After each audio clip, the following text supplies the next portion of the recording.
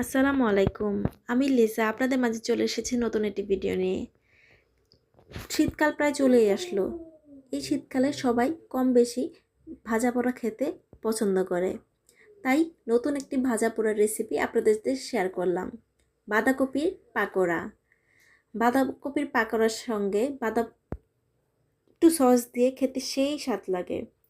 প্রথম বাঁধাকপি কুচি নেব, দেন অল্প একটু গাজর, সজনা পাতা, ধনিয়া পাতা, পেঁয়াজ কুচি, কাঁচামরিচ কুচি, একটু চালের গুঁড়ার পেস্ট, তারপর হলুদ মরিচের গুঁড়া তো আছেই, লবণ, একটা ডিম ভেঙে ভালো করে মিক্স করে নেব।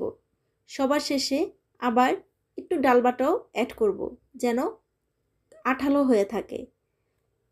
তারপর ভালো করে মিক্স করে সুন্দর করে আস্তে আস্তে ভেজে নেব। ছোট বড় সবাই এই পাকোড়াটা খেতে পছন্দ করে। আমার বাচ্চা তো খুব পছন্দ করে।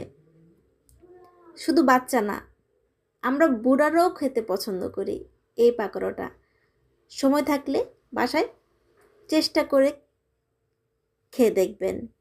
খুব মজাদার পাকোড়া হয়ে থাকে আর স্বাস্থ্যসম্মত, কারণ এখানে সবুজ, লাল, সাদা সব ধরনের সবজি আছে। দেখতেও সুন্দর, খেতেও স্বাস্থ্যকর। আসসালামু আলাইকুম। সবাই ভালো থাকবেন, সুস্থ থাকবেন আর আমার জন্য দোয়া করবেন। আল্লাহ হাফেজ।